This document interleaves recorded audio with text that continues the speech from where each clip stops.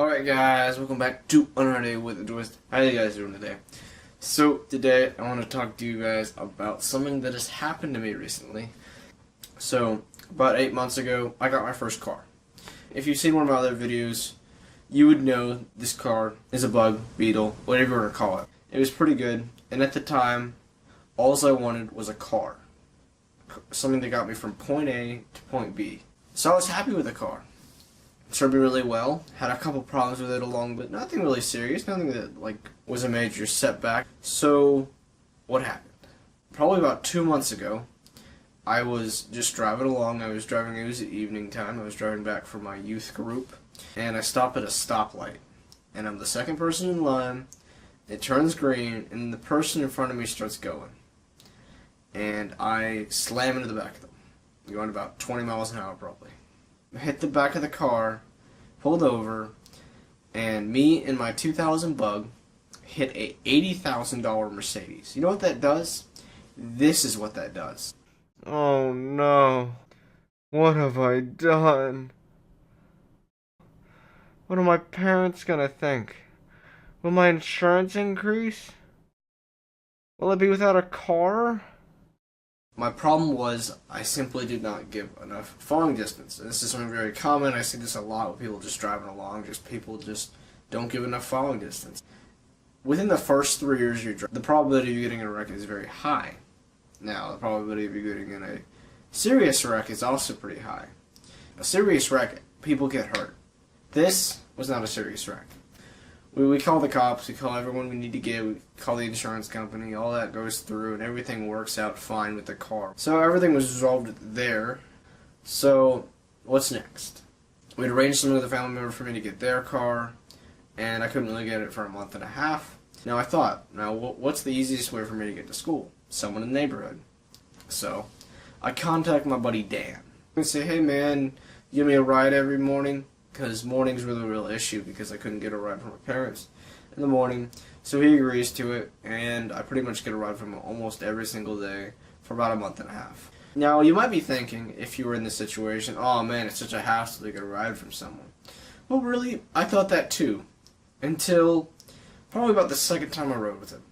You see, Dan's a really sociable guy.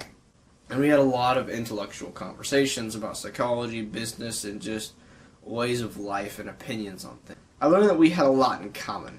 There's one YouTuber that he and I both watch, and that's Tai Lopez. So, Tai Lopez has a thing about a book a day. You can read a book a day. Now, obviously, the normal person going to high school can't really read a book a day.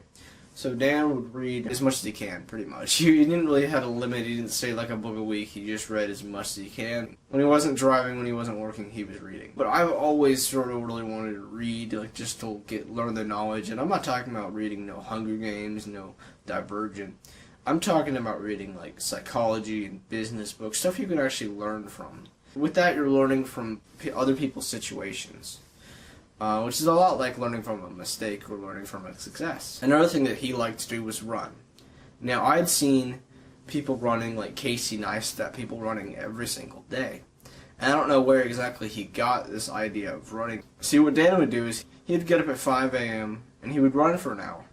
And then he would be able to do a lot more things in the morning before school. And this worked for him for a little bit, until sleep caught up with him. So I took this. And I'm like, okay, how can I take this thing I want to do that's not working for him and apply it to my own life? So I usually wake up for school about 7 or 7:30. So I was like, okay, I'll get up at 6:30.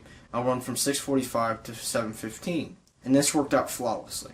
Now, once I did this a couple times, I actually was telling Dan about it. He woke up a little later, probably about 6 or 6:30, and he'd run. Something else, he actually gave me the opportunity to do some yard work. You see, Dan's got a very high work ethic. He has 2 jobs, and also whenever he can, he does yard work on the side. So, he had this massive mulching job for this big house. And he got about me and 4 other guys to help him with it. And it took us probably half a day. So, that was really beneficial to me. And he told me that any opportunity arises for more yard work and he needs help with it, he'll definitely tell me. So, after about a month and a half, the time came. I now have a Subaru Outback, and I'm loving it. It drives well. It's very comfortable. I feel safe in it. I feel a lot safer than I ever did with the Bug. And I just feel more comfortable driving it. So every morning on the way to school, instead of listening to music like I used to, I listen to a book. On the way back, I listen to a book. When I'm going places, I listen to a book. The only time I'm driving, I don't listen to books when I'm with friends. So what do you get out of this video? What's the purpose of you watching this video? I'm telling you, whatever messed up situation or event just happened to you, look at the future. The future is always bright. And you might not look at it as bright. You might look at everything negatively. Well, one thing I have to say to that, success never comes out of a negative state of mind.